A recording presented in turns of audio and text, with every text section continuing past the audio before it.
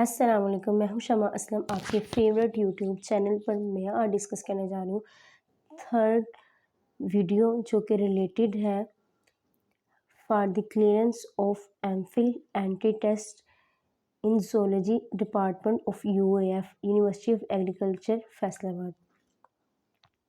151 MCQs है। 150 MCQs जो है वो अपलोड हो चुके हैं इन प्रीवियस 2 वीडियोज़।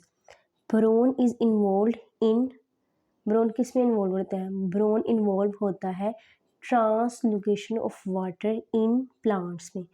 प्लांट में, पौधों में वाटर की ट्रांसलोकेशन में बोरोन जो है वो अपना किरदार अदा करता है। तकरीबन 45% जो सॉइल है वो किस पर मुश्तमिल होती है? तो मिनरल मैटर पर मिट्टी की 45% जो है ना वो डिपेंड करता है। ठीक है, तकरीबन 45% ऑफ सॉइल किस पे मुश्तमिल है? मिनरल मैटर के ऊपर। कौन सा मैक्रो न्यूट्रेंट है एनिमल बॉडीज़ के अंदर जो कि माइक्रो एलिमेंट्स हैं प्लांट में? प्लांट में माइक्रो न्यूट्रेंट्स कौन सा है? तो वो है हमारे पास सोडियम एंड क्लोरीन। ये ऐसे माइक्रो न्यूट्रेंट हैं जो कि एनिमल की बॉडीज़ में पाए जाते हैं और इसके साथ साथ पौधों की में भी माइक्रो न्यूट्रेंट्स हैं। एनिमल बॉडीज़ में मैक्रो है जबकि पौधों में माइक्रो न्यूट्रेंट्स हैं। वो है हमारे पास sodium and chlorine. Animal body के अंदर मैक्रो न्यूट्रेंट्स हैं जबकि प्लांट्स के अंदर सोडियम और क्लोरीन जो है वो माइक्रो न्यूट्रेंट्स हैं। आगे चलते हैं जी। प्रोसेस जिसमें पॉपुलेशन की जो इंडिविजुअल हैं वो रिलीज़ करते हैं मिट्टी के अंदर टॉक्सिक सब्सटेंसेस, या फिर दूसरे लफ्ज़ों में वाटर जिसके अंदर जो है ग्रोथ बहुत ही महदूद हो, पौधे की टाइप अपनी जो है ना वो ग्रोथ क्या है वो बहुत ही महदूद हो, किस लेवल पर? कंट्रोल क्राउडिंग ऑफ स्पीशीज़ की वजह से पर्टिकुलर प्लेस पर, जिसको हम लोग कहते हैं ऑटो एलोपैथी। ऑटो एलोपैथी एक ऐसा प्रोसेस है जिसमें पॉपुलेशन के जो इंडिविजुअल है वो रिलीज करते हैं सॉइल के अंदर टॉक्सिक सब्सटेंसेस को। क्लियर? कौन सा वक्त है जो कि रीन्यूएबल रिसोर्सेज की रीजनरेशन के लिए ज़रूरी होता है? वो कौन सा टाइम है जिसमें रीन्यूएबल रिसोर्सेज की जनरेशन के लिए ज़रूरी होता है? तो हमारे पास सी ऑप्शन 1 से 300 ईयर्स दरकार होते हैं रीन्यूएबल रिसोर्सेज की रीजनरेशन के लिए। क्लियर? लाइबिक लॉज ऑफ मिनिमम ये किसने ओरिजिनली अप्लाइड किया था? अप्लाइड किस पे हुआ था? ये इनऑर्गेनिक न्यूट्रिएंट्स पर जो है ना ओरिजिनली अप्लाइड हुआ था Liebig law of minimum. High pH value पर ज़्यादा जो कार्बन है वो किस फॉर्म में मौजूद होती है? हाई पीएच वैल्यू जिसमें कार्बन जो है वो प्रेजेंट होती है in the form of, D option है हमारे पास CO-3 लिखा हुआ है यहाँ पे। कार्बन डाइऑक्साइड लेवल जो कि बिल्कुल ग्राउंड के नज़दीक हो, इसकी वजह से जो है ना 0.0% जो है ना वो नाइट में इंक्रीज कर जाती है। Carbon dioxide levels near the ground ज़मीन के करीब के नज़दीक कितने परसेंट राइज कर जाती है? 0.05% तक जो कार्बन डाइऑक्साइड है वो ज़मीन के नज़दीक है वो राइज कर जाती है। किस ड्यूरेशन में? रात की ड्यूरेशन में। सबसे मेजर रिसोर्स जो कि हाइड्रोलॉजिकल साइकिल में इन्वॉल्व होता है वो है हमारे पास एवेपोरेशन और प्रेसिपिटेशन। इवेपोरेशन और प्रेसिपिटेशन एक ऐसे प्रोसेस हैं जो कि हाइड्रोलॉजिकल साइकिल में सबसे मेजर जो है ना वो किरदार अदा करते हैं। नेक्स्ट है जी, कौन सी स्पीशीज़ है जिसके पास जो है ना सैलिनिटी की टॉलरेंस होती है? क्या होती है? सैलिनिटी की बर्दाश्त होती है। वो हमारे पास वो इसको हम लोग क्या बोलते हैं? वो है हमारे पास बी ऑप्शन है येलो हाईलैंड। ऐसी स्पीशीज़ हैं जिनके पास सैलिनिटी को बर्दाश्त करने की एबिलिटी होती है। नेक्स्ट है जी, कौन सा ऐसा जानदार है जो कि एस शेप्ड कर्व्स को फॉलो करता है? वो हमारे पास है इंसेक्ट्स। इंसेक्ट्स ऐसे ऑर्गेनिजम्स हैं जो कि एस शेप्ड कर्व को फॉलो करते हैं। Sum total of all the ecological request and activity of population of a species की एक्टिविटी और इकोलॉजिकल जो रिक्वायरमेंट्स है उसका जो सम है वो क्या कहलाता है? Carrying capacity. क्या कहलाता है? Carrying capacity. स्पीशीज की एक्टिविटी और इकोलॉजिकल रिक्वायरमेंट्स का जो सम है वो क्या कहलाता है? Carrying capacity. नेक्स्ट है जी, कौन से ऐसे बैक्टीरिया हैं जो कि ऑक्सीडाइज करते हैं सल्फाइड को सल्फर में और सल्फर को सल्फेट के अंदर? तो हमारे पास है सी ऑप्शन है, डेट इज दी मिथेनोकोकस। ठीक है, सल्फर जिसके पास स्ट्रॉन्ग बाइंडिंग अफिनिटी है, इसके पास क्या है जी? स्ट्रॉन्ग बाइंडिंग अफिनिटी है जो कि एलिमेंट्स सेंडिमेंट से पाया जाता है। This is the B option. ठीक है, सल्फर जो है उसके पास क्या मौजूद है? स्ट्रॉन्ग बाइंडिंग अफिनिटी है जो कि एलिमेंट जो है सल्फर में मौजूद होता है, सेंडिमेंट्स में मौजूद होता है, तो इसका आ जाता है बी ऑप्शन। एवोल्यूशन का mechanism according to modern evolutionary thoughts, तो वो हमारे पास है नेचुरल सिलेक्शन। नेचुरल सिलेक्शन एक ऐसा तरीक़ेकार है जो कि मॉडर्न एवोल्यूशन के मुताबिक है।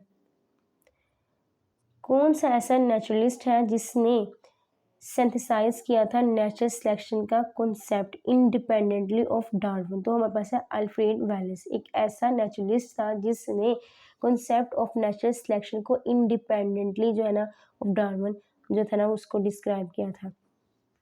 नेचुरल सिलेक्शन की फॉर्म जिसमें दोनों के दोनों एक्सट्रीम ऑफ फिनोटाइप रेंज करती हैं फेवर्ड में, इस सिलेक्शन को हम लोग डिसरप्टिव सिलेक्शन कहते हैं। डिसरप्टिव सिलेक्शन को हम लोग किस तरह से डिफाइन करते हैं? ये नेचुरल सिलेक्शन की ऐसी फॉर्म है जिसके अंदर दोनों जो फिनोटाइप्स हैं, both extremes of phenotypes range are favoured. Clear? वो सबसे छोटा यूनिट जिसके ऊपर नेचुरल सिलेक्शन जो है ना वो डायरेक्टली एक्ट करती है, that is the population. Population जो है वो सबसे छोटा स्मॉलेस्ट यूनिट है जिसमें पॉपुलेशन क्या है, जिसमें नेचुरल सिलेक्शन जो है ना वो डायरेक्टली एक्ट करती है। पॉपुलेशन में अलील्स की मूवमेंट को हम लोग जीन फ्लो का नाम देते हैं। किसका नाम देते हैं? जीन फ्लो का नाम देते हैं।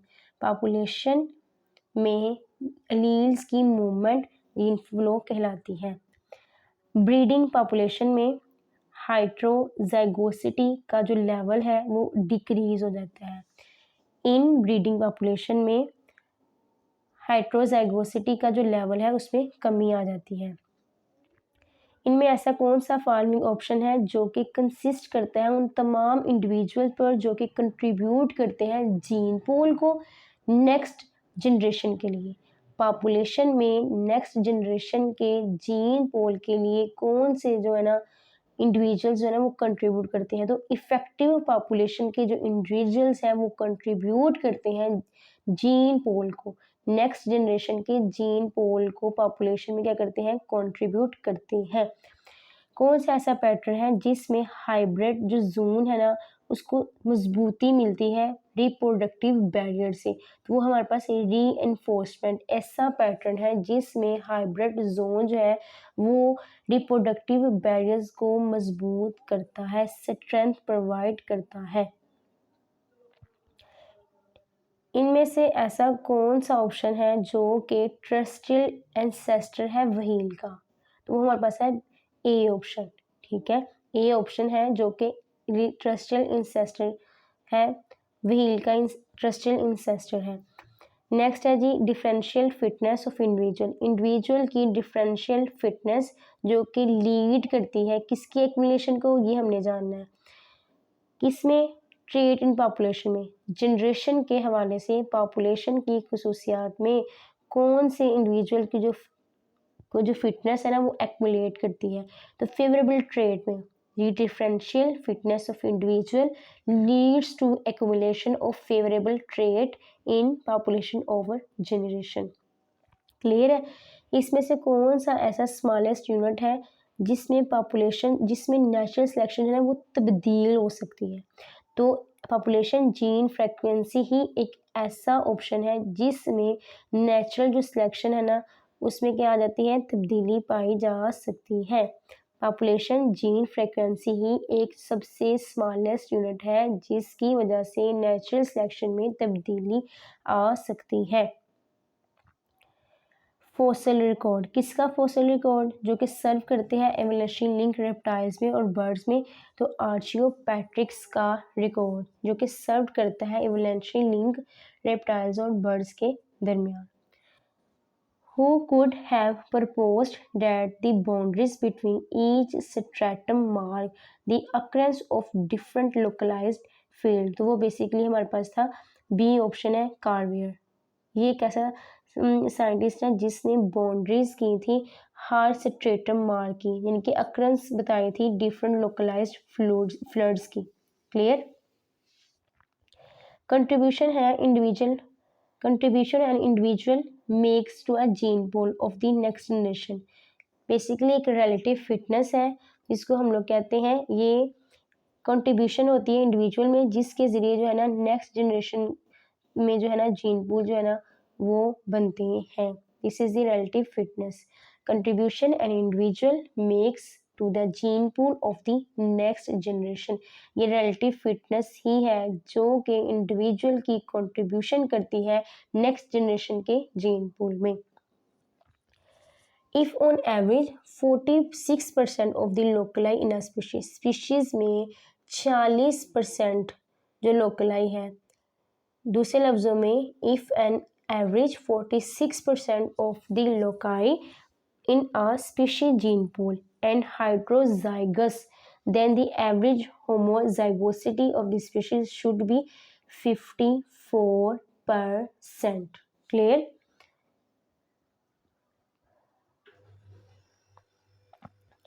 Which of these evolutionary agents is most consistent at causing population to become better suited to their environment over the course of generation? That is the natural selection. ये एक ज़बरदस्त किस्म का एवोल्यूशनरी एजेंट है जो कि कंसिस्ट करता है काजिंग पॉपुलेशन पर, ताकि वो आसानी से जो है ना सूटेड रहें अपने इन्वायरमेंट के लिहाज से over the course of generation. Next है जी, वो ट्रेंड बताना है जो कि toward the decrease in the size of plants on the slopes of mountains at altitude increase an example of a climb. First option आता है इसका हार्डे विनब्रिंग पॉपुलेशन जिसमें दो अलील्स हैं, कैपिटल ए और एक small A, they that are in equilibrium. तो alleles A की जो फ्रीक्वेंसी है वो 0.4 है, जबकि पॉपुलेशन की परसेंटेज होमोजाइगस फॉर दिस अलील तो वो क्या होगी, वो 16 होगी। क्या होगी? 16 होगी। हार्डे विनब्रिंग पॉपुलेशन जिसमें दो अलील्स हैं, एक फर्स्ट मतलब कैपिटल ए और एक स्मॉल ए है जो कि एक्विलिब्रियम में है, तो इसमें अलील की जो फ्रीक्वेंसी है स्मॉलर ए की तो वो है 0.1। तो पॉपुलेशन की परसेंटेज जो कि हाइड्रोजाइगस है अलील के लिए तो वो कितनी होगी, वो 18% होगी। क्लियर? यूज हार्डे विनब्रिंग पॉपुलेशन के हवाले से एमसीक्यूज है जिसके पास दो अलील्स हैं, कैपिटल ए और स्मॉल ए, जो कि एक्विलिब्रियम में है। तो इसमें ए जो अलील की जो फ्रीक्वेंसी है ना वो 0.2 है, जबकि दूसरे इंडिविजुअल की जो फ्रीक्वेंसी है ना वो ए कैपिटल ए और स्मॉल ए जीनोटाइप है। तो इसकी क्या परसेंटेज होगी? इसकी परसेंटेज होगी 0.32। इसकी टोटल एक्सप्लेनेशन जो है ना वो मेरी वीडियोस में पड़ी हुई है, आप उसको डिटेल से डिस्कस कर सकते हैं कि किस तरह से हम लोग जो है इसको निकाल सकते हैं। यहाँ पे जस्ट मैंने आपको ये एक्सप्लेन करना था कि इस तरह से जो है ना एमसीक्यूज आ सकते हैं और आप आसानी से टेस्ट क्लियर कर सकते हैं।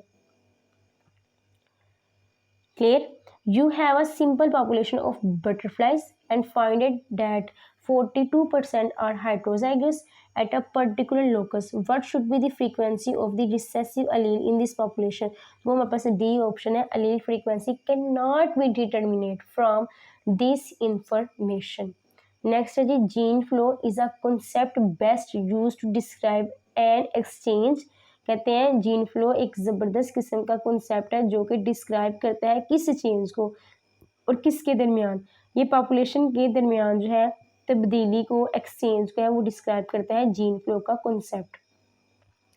नेचुरल जो सिलेक्शन है वो सबसे ज़्यादा जो है ना nearly the same as differential reproductive success. Natural जो सिलेक्शन है वो तकरीबन जो है वो सेम है डिफरेंशियल रिप्रोडक्टिव सक्सेस की।